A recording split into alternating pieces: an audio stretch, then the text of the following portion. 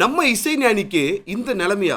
தாயின் கருவறை பற்றி பல பாடலுக்கு இசையமைத்த இசை மன்னருக்கே கோயில்ல கருவறைக்குள்ள அனுமதி மறுக்கப்பட்டிருக்கா. இப்ப இந்த விஷயத்த பல தாடி குரூப்பு, பாடி ஷேம்னும் சில கேடி குரூப்பு இஷ்டத்துக்கும் அள்ளி விட்டு பேசிக்கிட்டு இருக்காங்க. வாங்க சம்பந்தப்பட்டவர் என்ன சொல்றாரு, சம்பந்தப்பட்ட சமூகத்தை சேர்ந்த மக்கள் என்ன சொல்றாங்க, பொதுமக்களோட கருத்து என்னவா இருக்கு, நம்ம இந்த வீடியோக்குள்ள தெரிஞ்சுக்கலாம். நான் உங்க தேவ் டேனியல். வாங்க வீடியோக்குள்ள போலாம். விருதுநகர் மாவட்டத்துல ஸ்ரீவல்லிபுத்தூர்ல உள்ள ஆண்டாள் கோவில்ல நம்ம இசைஞானி இளையராஜா சாரோட ஒரு இசை கச்சேரி நடந்திருக்குங்க. அந்த கச்சேரியோட பேர் பார்த்துக்கிட்டீங்கன்னா திவ்ய பாசுரம் அப்படின்ற ஒரு இசை கச்சேரி நடந்திருக்கு.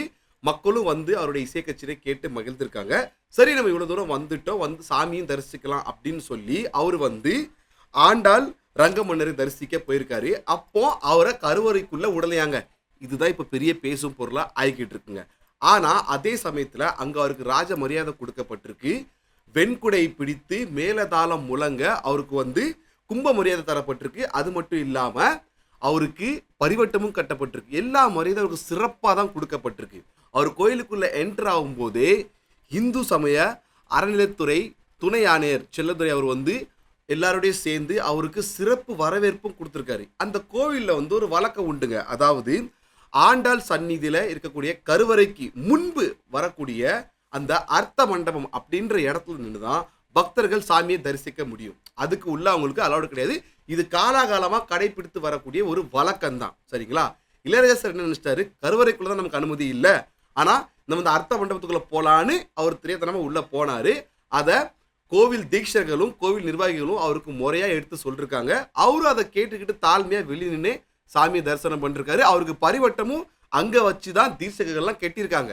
ஆனா சில தாடிக்கார குரூப்பும் கேடிக்கார குரூப்பும் இது எப்படி அரசியல் ஆக்கிட்டு இருக்காங்கன்றத வாங்க பார்க்கலாம். இவங்க இப்போ இதை எப்படி பரப்பிட்டு இருக்காங்கன்னா, குறிப்பா இந்த தாடிக்கார திராவிடிய குரூப் என்ன சொல்லிக்கிட்டு இருக்காங்கன்னா, விஷமமா இந்த விஷயத்த பரப்பிட்டு இருக்காங்க. என்னமோ இளையராஜாவை கோயிலுக்கு உள்ளே விடாத மாதிரியும் இளையராஜாவை அடிச்சு துரத்தி அவமானப்படுத்தின ரேஞ்சுக்கு அவங்க பேசிட்டு இருக்காங்க.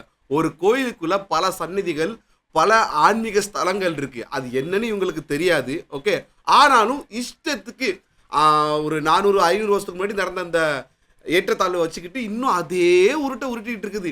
இன்னும் அந்த மாதிரி இந்த ஏற்றத்தாழ்வு, இந்த அடிமை அந்த அளவுக்கு இல்லை. இன்னொரு பக்கம் சில கேடிக்கார குரூப் அவங்க என்ன பண்றாங்கன்னா, அவங்களுக்கும் இந்த பிரச்சனைக்கும் அவங்க சமூகத்துக்கும் இதுக்கும் சம்பந்தமே கிடையாது. அவங்க சமூகத்துல எவ்வளவு விஷயங்கள் நடக்கும், அதை பத்தி கருத்து சொல்ல மாட்டாங்க. ஆனா இப்போ என்னமோ பெரிய பிலாசபர் ரேஞ்சுக்கு, கிட்டத்தட்ட கருத்தியல்வாதி ரேஞ்சுக்கு வந்து அவங்க கருத்து தெரிவிச்சுக்கிட்டு இருக்காங்க.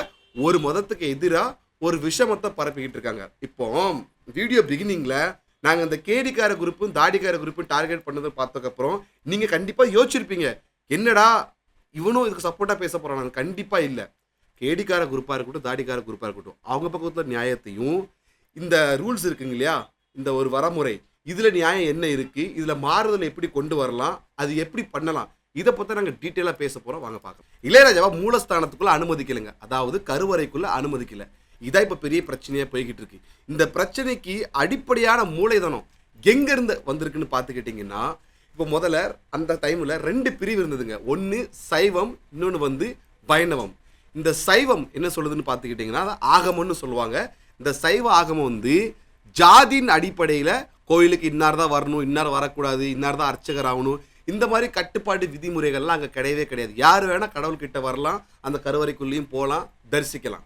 வெரல்ஸ் அப்படியே நீங்கள் இந்த வைணவ ஆகமத்தை எடுத்துக்கிட்டிங்கன்னா அங்கே வந்து ஜாதி ரீதியான பிரிவுகள் இருக்குது. இன்னார் தான் கருவறைக்குள்ளே போக முடியும், இன்னார் தான் அர்ச்சகராக முடியும், சில கட்டுப்பாடு விதிமுறைகள்லாம் அங்கே இருக்குது. அப்படி பார்த்தா இளையராஜா சார் வந்து சைவத்தை சேர்ந்தவர் தான். அவருடைய காஸ்ட் பற்றி நம்ம டெப்த்தாக போக வேண்டாம், உங்கள் எல்லாருக்கும் தெரிஞ்ச விஷயம் தான். அவர் ஏன் இந்த வைணவ கோயிலுக்கு போகணும் அப்படின்னு வெகுஜனமான மக்கள் வந்து அவங்களோட கருத்தை தெரிவிச்சுக்கிட்டு இருக்காங்க. ரெண்டாவது, அப்படியே இருந்தாலும் அவர் அங்கே போயிட்டாரு. ஆனால் அங்கே அவருக்கு அவங்களுடைய ஆகமப்படி என்ன மரியாதை கிடைக்குமோ அதான் கிடைக்கும், அதுதான் கிடைச்சிருக்கு. அவரும் அதுக்கு அகேன்ஸ்டாக பெருசாக அங்கே எதுவும் குரல் கொடுக்கல. ஆனால் எங்கள் விஷயம் என்னன்னா, என்ன கேள்வி எழும்புதுன்னா, அங்கே அவர் போகிறாரு, உங்கள் ஆகமப்படி அவர் உள்ளே வரக்கூடாதுப்பா, நாங்கள் ஒத்துக்கிறோம்ப்பா, சரி. ஆனால் அவர் கொடுக்குற அந்த தட்சணை, அந்த காசு மட்டும் உண்டியலுக்கு எப்படி போகுது? அது உண்மையில கோவில் உண்டியலுக்கு போதா இல்லை உங்கள் உண்டியலுக்கு போதான்றது ஒரு பெரிய கேள்விக்குறியாக இருக்குது. அதே மாதிரி இந்த ஜாதியை அடிப்படையாக கொண்டு இந்த ஆகமம், இந்த வர்ணவ கோட்பாடு, சத்திரன் சூத்திரன் எக்ஸெட்ரா எக்ஸெட்ரா, இது எல்லாமே கடவுள் தீர்க்கதரிசி மாதிரி வானத்துலேருந்து குதிச்சு வந்து அவர் கைப்பட எழுதி கொடுத்தாரா? கிடையாது. எல்லாமே மனிதனால உருவாக்கப்பட்டது. அதுவும் குறிப்பா எதுக்கு உருவாக்கப்பட்டது, யாரால உருவாக்கப்பட்டதுன்னு உங்களுக்கு தெரியும். நான் தான் அப்படின்ற ஆதிக்கம், எனக்கு கீழே தான் நீங்களாம் அப்படின்னு தான், அதுக்காக தான் இது உருவாக்கப்பட்டது. இது வரைக்கும் இந்த விஷயம் சம்பந்தமா இருக்கிற ஒரு பொதுவான கருத்து. அதாவது சனாதன வைணவ கொள்கைன்னு நம்ம சிம்பிளா ஒரு புது பேரே சொல்றோமே. அடுத்ததா இந்த விஷயத்தை பொறுத்த வரைக்கும் அவங்க தரப்பு நியாயம் எப்படி அவங்க சொல்றாங்கன்னா, இந்த அர்ச்சகர் ஆகிறது, கருவறைக்குள்ள போறது இது சாதாரண விஷயம் கிடையாது. இதுக்கு நிறைய கட்டுப்பாடுகள் இருக்கு. 15 வயசுல தான் முத இதுக்கு வந்து தீட்சைன்னு ஒன்று கொடுப்பாங்க. வேதங்கள் படிக்கணும், பல விஷயங்களை கற்றுக்கணும், கட்டுப்பாடுகள் இருக்கு, நான்வெஜ் சாப்பிடக்கூடாது, அப்படி இப்படின்னு அவங்க கூட செட்டப் வச்சிருக்காங்க. இதுக்கு ஒரு உதாரணம் சொல்ல விரும்புவாங்க. அப்போதான் இந்த விஷயம் வந்து உங்களுக்கு கிளியர் கட்டாக புரிய வரும். எப்படின்னா, அந்த சமயத்தில் வந்து இந்த யூத மதத்தில் என்ன ஒரு வழிபாடு இருந்துச்சுன்னா, இந்த ஆலயத்துக்குள்ள வந்து அந்த ஆல்டர் இருக்கும் இல்லையா, கடவுளை ஆல்டர், அங்கே வந்து வெறும் பிரைஸ்ட் மட்டும்தான் போக முடியும். அவர் தான் இந்த கடவுளை பற்றின போதனையெல்லாம் எடுத்து உரைக்க முடியும். மக்கள் வந்து உள்ள அலவுடு கிடையாது. ஏன்னா மக்கள் வந்து பாவம் செய்யறதுனால, அவங்க பாவிகள் ஆனதுனால அவங்களுக்கு இந்த அனுமதி கிடையாது. வெரல்ஸ் கிரைஸ்ட் ஃபாதர்னு எடுத்துக்கிட்டிங்கன்னா, அவங்க வந்து தன்னுடைய வாழ்க்கையை கடவுளுக்காக அர்ப்பணிக்கிறாங்க. சராசரி மனிதனுடைய வாழ்க்கையை அவங்க வாழ்றது இல்லை. ஆனால் இது ஒரு சமயத்தில் மாறிச்சுங்க. எப்போ மாறிச்சுன்னா, ஜீசஸ் கிரைஸ்ட் வந்து பர்த் ஆகி அவர் இறந்து போனதுக்கப்புறம் எல்லா பாவத்தையும் அவர் மேலே ஏற்றுக்கிட்டாரு. ஸோ இப்போ யார் வேணாலும் உள்ளே போகலாம் அப்படின்னு. அதே மாதிரி மாறுதல் இங்கேயும் கொண்டு வரணும் அப்படின்னு நிறைய மக்களுடைய கருத்தாக இருக்குங்க. அதுக்குன்னு இப்போ இந்த சனாதன முறையில் வானத்துலேருந்து எந்த விஷ்ணுவோ பிரம்மாவோ குதிச்சு வந்து பாவத்தை ஏற்றுக்கிட்டு சாக போகிறது கிடையாது. பட் என்ன பண்ணலான்னு பார்த்துக்கிட்டிங்கன்னா, அதுக்கு ஒரு நடவடிக்கை எடுக்கப்பட்டது. 2006 மே 23 நம்ம விடியல் அரசு கொண்டு வந்த ஒரு உருப்படியான விடியல் சட்டம்னா அதுதான். என்னன்னா, எந்த ஜாதியில இருந்தும் தாழ்த்தப்பட்ட யாருனாலும் கோவிலில் அர்ச்சகராக ஆகலாம் அப்படின்னு. பட் அந்த சட்டம் ஒரு கண் துடைப்பு சட்டமாக தான் இருக்குது. என்ன காரணம்னு பார்த்துக்கிட்டிங்கன்னா, அப்போ அதுக்குன்னு தனியாக சில இன்ஸ்டிடியூஷன்லாம் ஆரம்பித்தாங்க. ஆனால் கற்றுக் கொடுக்கறதுக்கு அவால் வரணும்ல, அந்த அவால் வரல. ஏன்னா கற்றுக் கொடுத்தா இவனு நமக்கு சரிசமமாக வந்து அர்ச்சகராக ஆயிடுவானே, அப்போ நம்ம தட்டில் எடுக்க முடியாத அப்படின்ற ஒரு ஆதங்கமாக கூட இருக்கலாம். அப்போ இதுக்கு கடுமையான நடவடிக்கை யார் எடுக்கணும்? நம்ம திராவிட அரசாங்கம் தான், விடியல் அரசு தான். அது இன்னும் கிடப்பிலே இருக்குது. அதை பற்றி யாரும் கண்டுக்கிறதும் கிடையாது. இது எப்படி இருக்குன்னா, வெளியே மேடைகளில் சனாதானத்தை அழிப்போம், வீட்டுக்குள்ள சனாதானத்துக்கு அடிபணிவோம், இப்படி தான் அவங்க போயிட்டு இருக்காங்க. அதை பற்றி நான் ரொம்ப டீட்டெயிலாக உங்களுக்கு சொல்லணுன்றது அவசியம் கிடையாது. ஸோ மக்களே, இது வரைக்கும் நம்ம இந்த தாடிக்காரங்க வச்ச கருத்து, அதில் இருந்த நியாயம் அநியாயம் ப்ளஸ் மைனஸை பார்த்துட்டோம். அதுக்கு அவால் என்ன நியாயம் சொன்னாங்க, அதில் இருந்த ப்ளஸ் மைனஸ் எல்லாமே நம்ம டிஸ்கஸ் பண்ணியாச்சு. அடுத்து சில கேடிக்காரங்க அவங்க என்ன பண்ணுறாங்கன்னா, இது ஒரு சமூகத்தை சார்ந்த பிரச்சனை, இது அவங்களில் உள்ள ஏற்றுமை தாழ்மை இது சார்ந்த பிரச்சனை, அவங்களுக்குள்ள அதை அவங்க தீர்த்துக்குவாங்க. இதான் சாக்குன்னு சொல்லி சில சம்பந்தம் இல்லாதவங்க இதில் வந்து கருத்து தெரிவிக்கிறது, நான் தான் பெரிய ஃபிலாசபர் ரேஞ்சுக்கு கருத்தியல் ரீதியாக பேசுறது வந்து ஏற்றுக்கத்தன்மையாக இல்லை. ஏன்னா நாட்டில் எவ்வளவோ பிரச்சனைகள் நடக்கு, எவ்வளோ விஷயங்கள் நடக்கு, அதுக்கெல்லாம் குரல் கொடுக்க மாட்டான்.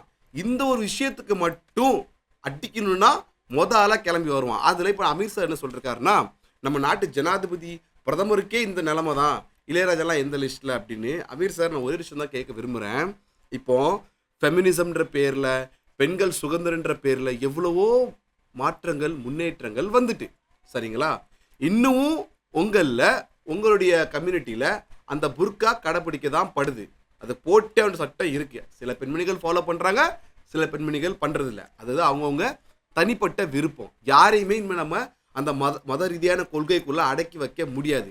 அதே மாதிரி இங்கேயும் சில மைனஸ் இருக்குது. ஆனால் அதை பற்றி என்னைக்காவது நீங்கள் பேசியிருக்கீங்களா? பேச மாட்டீங்க. ஒரு இஸ்லாமிய நபர் என்ன பதிவு போடுறாருன்னா, பெண்கள் வந்து இறைவனால் படைக்கப்பட்ட ஒரு டாய், அந்த வார்த்தையை நான் யூஸ் பண்ண விரும்பலை, நம்ம வந்து அவங்கள யூஸ் பண்ணிக்கலாம், ஆசைக்கு இணங்கலைன்னா அவங்கள அடிக்கலாம், துன்புறுத்தலாம் அப்படின்னு போட்டிருக்கு அப்படின்னு.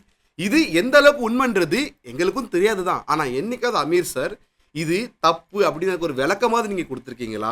இல்லை இதை பற்றி ஒரு கருத்தாவது நீங்கள் தெரிவிச்சிங்களா? பண்ண மாட்டீங்க. ஏன்னா நமக்கு அடுத்தவங்க வீட்டு விஷயம் தானே காசிப் பண்ண ரொம்ப இன்ட்ரெஸ்ட்டாக இருக்கும். ஸோ இஸ்லாமிய சகோதரர்களை இங்கே யாரையும் நாங்கள் புண்படுத்த சொல்லலை. ஏற்கனவே சம்மந்தமாக ஒரு வீடியோ பதிவு போட்டிருந்தோம். அவங்கவுங்க சமூகத்தில் உள்ள பிரச்சனையை அவங்கவுங்களா பார்த்து புரிஞ்சுக்கிட்டு தெளிஞ்சாதான் உண்டு. நம்ம தேவையில்லாமல் போய் அதில் வார்த்தை விட போய் தான் இந்த பிரச்சனை மத ரீதியான ஒரு கிளாஷாக மாறுது. அது எதுக்கு நமக்கு புரிதுங்களா? ஸோ விவர்ஸ், நம்ம ஆஸ் யூஷுவல் வீடியோவோட ஒரு எண்டு கான்க்ளூஷனுக்கு வந்துட்டோம். எங்களுடைய கருத்து என்னன்னு பார்த்துக்கிட்டிங்கன்னா, முதல்ல கடவுள்ன்றவர் யார்? காட் இஸ் அ கிரியேட்டர் அப்படி பார்த்தா கடவுள் வந்து ஆன்மீக உலகத்துக்கு, இந்த உலகத்துக்கே அவர் வந்து ஒரு கிரியேட்டர். நம்ம அன்றாட வாழ்க்கையில நம்மளுடைய கடவுள் யாரு? நம்ம பார்க்குற கடவுள் யாரு? நம்ம பெத்தவங்க தான். அவங்கள்ட்ட நம்ம எப்படி உரையாடுறோம்? எப்படி இருக்கோம்? காலை தொட்டு கும்பிடுறோம். அவங்க நம்மளுக்கு சோறு ஊட்டுறாங்க. நம்ம அவங்களுக்கு பெருசாகி அவங்க வயசானதும் சோறு ஊட்டுறோம். ரொம்ப அந்நுண்ணியமா இருக்கும். அதே மாதிரி தான் இறைவன்னு சொல்லக்கூடியவர் இந்த உலகத்துக்கே, தன்னுடைய பக்த கோடிகளுக்கு ஒரு தாய் தந்தை ஸ்தானத்துல தான் இருக்காரு. அப்ப அவரை மட்டும் நம்ம இந்த அளவுக்கு இந்த ரிஸ்ட்ரிக்ஷனோட தூரத்துல தான் பார்க்கணும், இப்படிதான் பார்க்கணும், அப்படிதான் பார்க்கணுன்றதெல்லாம் ஏத்துக்கும்படியா இல்ல. சரி, அப்படியே இதையும் மீறி அந்த மதத்துல உள்ளவங்க இல்ல, இதை நாங்க ஏத்துக்கிறோம், கடவுளை தரிசிக்கணும்னா இப்படி சில கட்டுப்பாடுகள் இருந்துதான் ஆகணும், இது எங்க பண்பாடு பாரம்பரியம் அப்படின்னு சொல்றவங்க இருக்காங்கல்ல. அப்போ அவாள் இதுக்கு வந்து இடம் கொடுக்கணும். அவாள் அந்த காலேஜ் ஆரம்பிக்கப்பட்டதுல அங்க போய் கத்து கொடுக்கணும். அவங்க சொல்ற இந்த விஷயம் வந்து ஆன்மீக ரீதியா இருந்திருந்தா கீழ்மட்டத்துல உள்ளவனையும் மேல கூட்டு வந்து சொல்லி கொடுத்து அவனையும் அர்ச்சகராக்கி அழகு பாரு. அப்படி பார்க்கலனா அப்ப நீ ஆதிக்கத்துக்கு தான் பண்ற, இது மிகப்பெரிய தப்பு. அப்போ இந்த இடத்துல தாடிக்காரங்க சொல்றது தப்பு இல்லை, புரியுதுங்களா? ஆனா தாடிக்காரங்க கொஞ்சம் எக்ஸ்ட்ராவா விட்டுகளை போட்டு சொல்றாங்க, அதுதான் நாங்க தப்புன்னு சொல்ல வரோம். அதே மாதிரி இவ்வளவு பேசியும் இவ்வளவு கான்க்ளூஷன் கொடுத்தும் சில பேர் இது இப்படி தான் இருக்கும், நாங்கள் இப்படி தான் இருப்போன்னு அடம் பிடிப்பாங்க. அது அவங்க நம்பிக்கை, நம்ம ஒன்றுமே பண்ண முடியாது.